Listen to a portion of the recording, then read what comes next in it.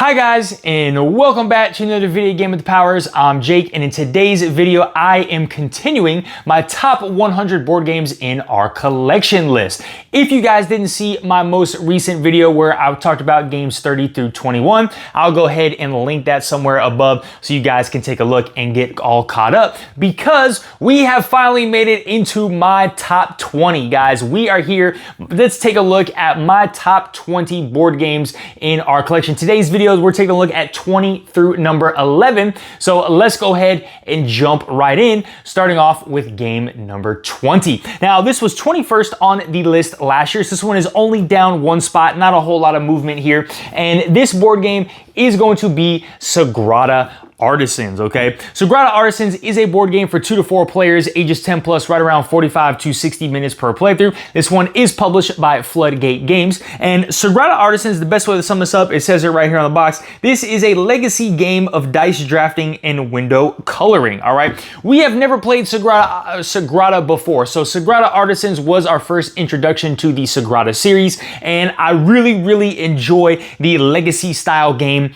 that they have here. I love, you know me, I love my dice games, so this dice drafting, dice rolling, I really enjoy this. I enjoy the coloring aspect of this, well, kind of being able to create your own stained glass windows, color them how you want, organize them how you want. They also have other parts of these windows like that you can color yourself. It's just a fun, unique, again, I would say this is a laid back, cozy, comfortable style game where you can just kind of tap into that artistic nature when you feel like it. But very much enjoy Sagrada Artisans and the legacy mode that they bring here in this one. So my 20th favorite board game in our collection, Sagrada Artisans. Okay guys, moving on to game number 19. This one is new to the list this year, and there is a little asterisk with this game because technically this is considered an expansion, but I think it's so diverse compared to the base game that I had to include this one as its own individual game.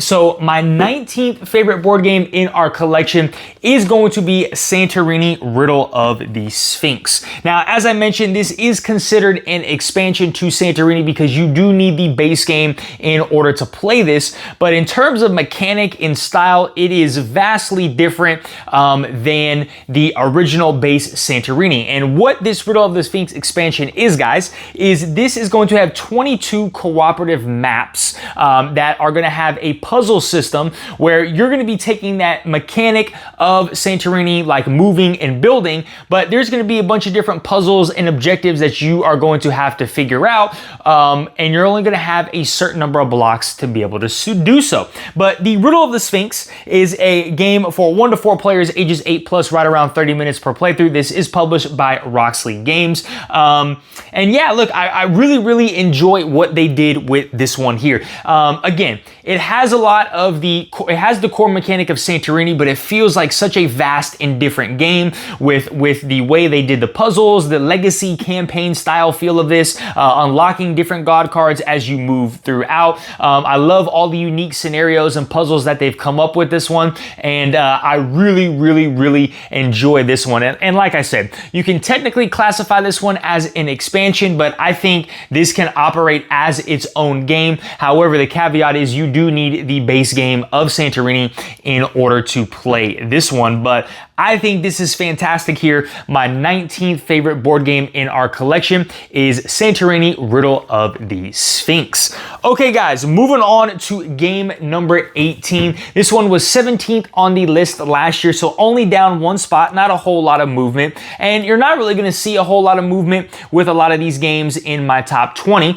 And this one is going to be the Big Book of Madness. The Big Book of Madness is a board game for 2 to 5 players, ages 14 plus, right around 60 to 90 minutes per playthrough. And this one is published by Elio Games. And the Big Book of Madness is a cooperative deck building game, essentially, where you're taking on the role of a wizard, and there is this book called the Big Book of Madness that has been opened, and it's unleashing all these monsters with a bunch of different curses, and you are going to use the elements of like water and wind and fire and earth to dispel these curses and put these monsters back in the book. But this one is just really fun fun and unique, and it actually is very, very challenging. But I like that deck building aspect of it. It's cooperative, so we're working together.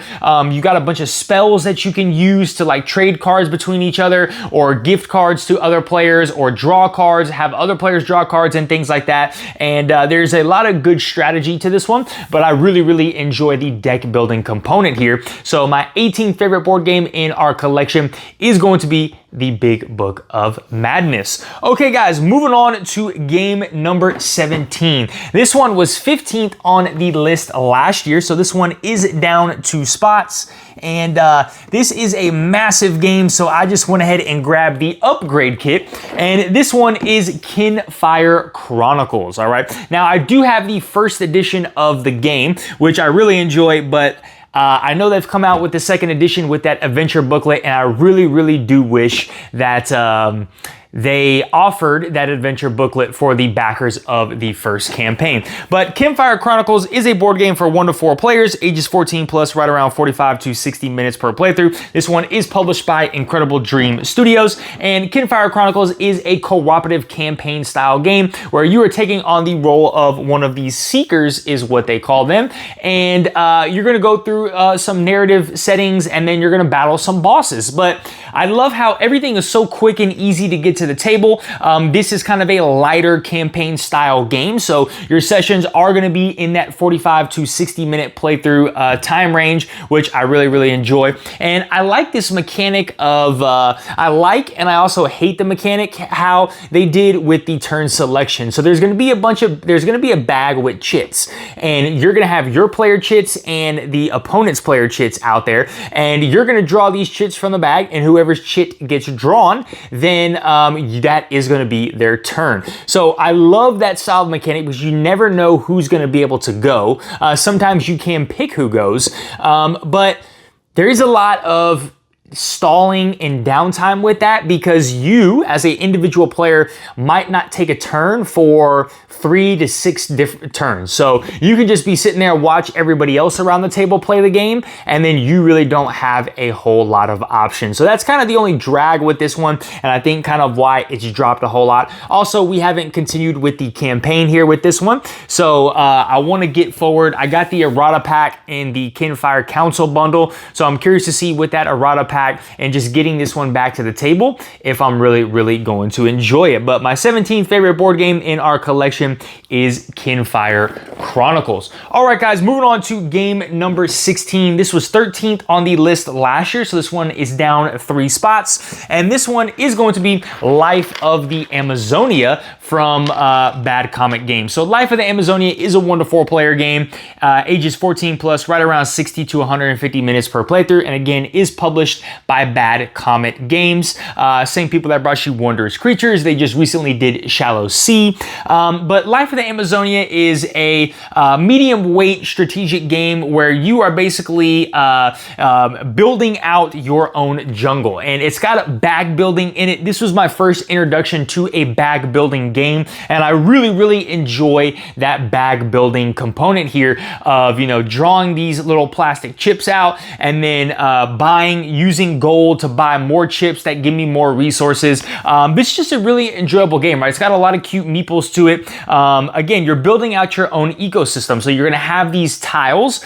You can buy more tiles, and then these tiles are going to have terrain types on them. You're going to have meeples, animal meeples that are out on the board that are each going to have different scoring conditions. So, you know, groupings of like parrots, or like you might have frogs. If there's a certain amount of frogs in water terrain, then they're going to score different points as well. But I really, really enjoy Life of the Amazonia, and this is actually my #1 favorite game from Bad Comet here. This is my 16th favorite board game in the collection, Life of the Amazonia. All right, guys, moving on to game number, where are we at? Game number 15. This one is new to the list this year. Let me maneuver some boxes around. This one is new to the list this year, and this one is going to be Core of Discovery, all right? Core of Discovery is a board game for 1 to 4 players, ages 14 plus, right around 45 to 75 minutes per playthrough. This one is published by Off the Page Games, and I really, really enjoy Core Core of Discovery. This is a cooperative game set in the world of Manifest Destiny, which is basically Lewis and Clark. And it has been dubbed, and it really makes me feel like this is basically a streamlined, slimmed down version of Robinson Crusoe. I really enjoyed Robinson Crusoe, the board game, but ended up getting rid of it just because of how massive and giant it was to get to the table. It was felt like such a chore. And then here comes Core of Discovery. It kind of gives me that same feel of like adventure and building a little bit and survival, but this is packed in a much sleeker and slimmer box, and it's really easy to get to the table. I love the Minesweeper aspect of this game. You know, growing up in the 90s, you had to play Minesweeper every now and again. So I love this feel and just the tactile decisions of having that key and trying to decide where things are. And this being a cooperative game makes that so much more fun for me. But my 15th favorite board game in our collection is Core of Discovery. All right, guys, moving on to game number 14. This one is new to the list as well. And man, this one has instantly shot up into my top 20, and this is going to be, let me get this one here, this is going to be Critter Kitchen. All right, Critter Kitchen is a board game for, now I have the deluxe edition, which has the expansion. I think the core game is 1 to 5. This one says 1 to 7 players on it, ages 12 plus, right around 60 minutes per playthrough. And this one is published by Cardboard Alchemy, the same people that brought you Flamecraft. All right.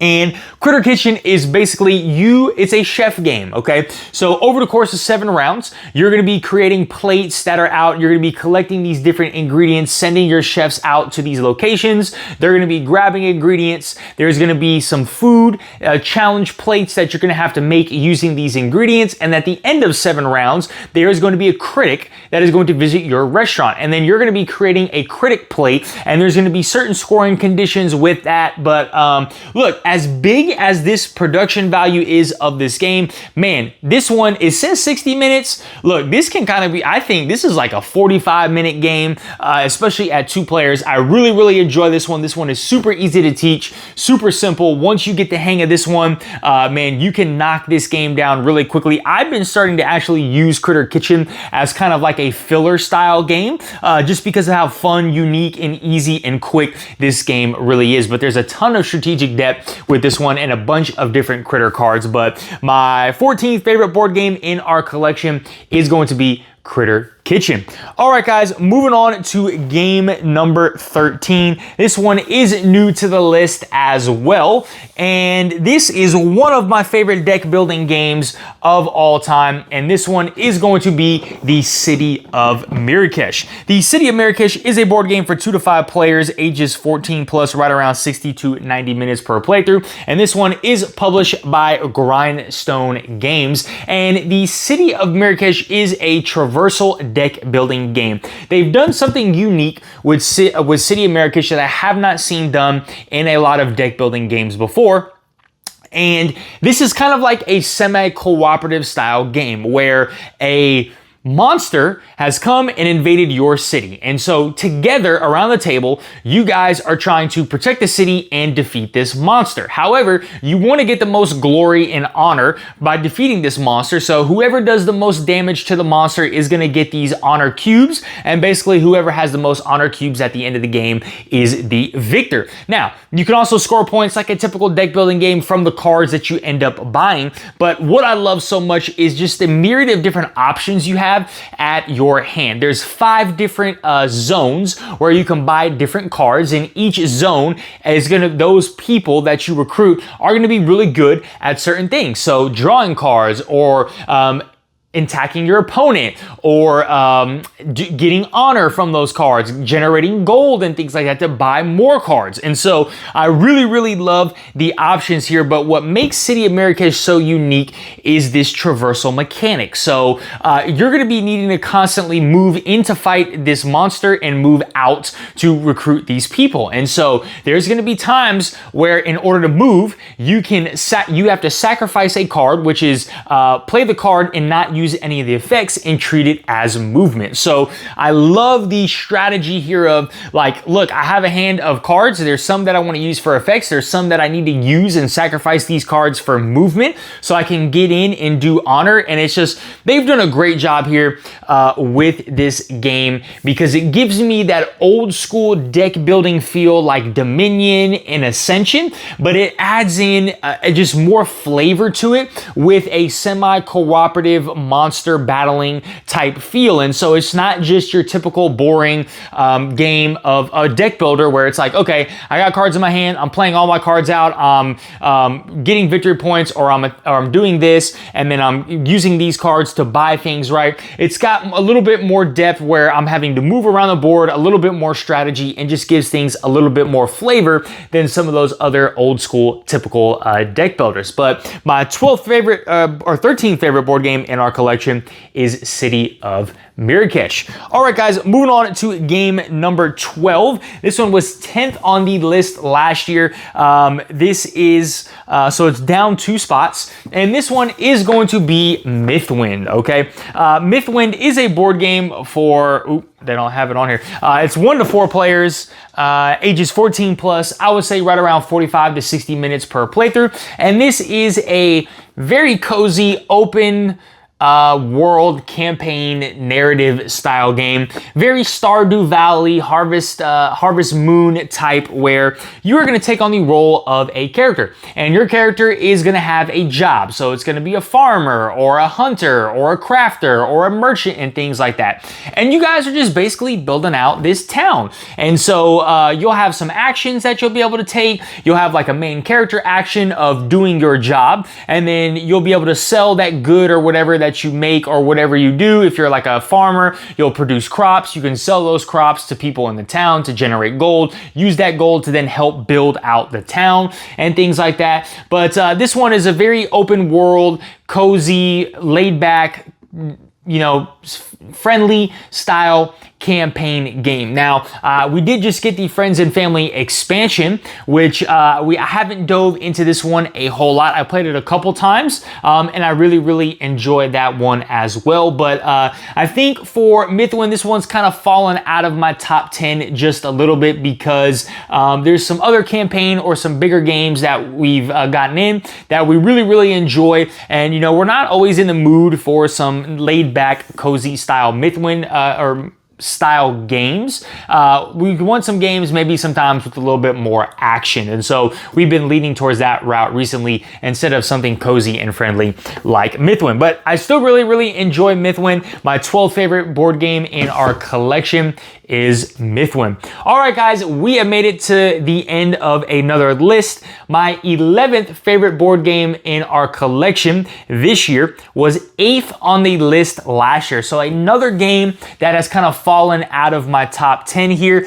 And this one is going to be Hybris Disordered Cosmos, okay? Hybris Disordered Cosmos is a board game for 1 to 4 players, ages 14 plus, right around 30 minutes per playthrough. And this one is published by Aurora Game Studio. Now, this is one of the expansion boxes that I have because the other box down here is massive. But Hybris Disordered Cosmos is you are essentially taking on the role of a Greek god, and you have just defeated the Titan Kronos, and you are trying to take control of Mount Olympus. And so this is a Euro style game where you're going to be going around. It's got some worker placement to it. It's got some action selection. And like I said, you're going to be doing a whole bunch of different things. You're going to be moving around the board, around the world. You're going to be visiting all these places like Tartarus, Mount Olympus to create buildings or like generate buildings per se, put these buildings out into the world to kind of help the civilization. And you're going to be scoring victory points along the way of doing all these things. You're going to be battling each other. You're going to be battling other there's like an arena, coliseum you can go to battle other people to get cards and things like that. But just a very hardcore. I don't want to say hardcore, that's the wrong word, but it's a very fun, intense Euro style game where there's a lot of stuff that is happening. Now, I will say Hybris has dropped out of my top 10 mainly because I've been waiting for this new expansion that they announced like ages ago, right? And it's a little disappointing because they were supposed to have this thing done last year. They didn't. The expansion is adding in 2 new characters, and so I've been waiting on that a whole lot, and I think because of that, I have not gotten Hybris Disorder Cosmos to the table since then, and so I'm curious to see, once that expansion and stuff comes in, will I get this one back to the table, and will it get back into my top 10? But my 11th favorite board game in our collection, Hybris Disordered Cosmos. All right, guys, well, look, we have made it into my top 10. This is going to be interesting to see what some of these games are going to be, and I wonder if you guys are curious as well. If you enjoyed this content, smash that like button, hit that notification bell, drop down in the comments below, do you guys own one of these games, and what are your thoughts and opinions on them? And last but not least, if you're not subscribed to our channel, please go ahead and subscribe so we can keep bringing you some more awesome content. All right, guys, I'll have a great one. Bye.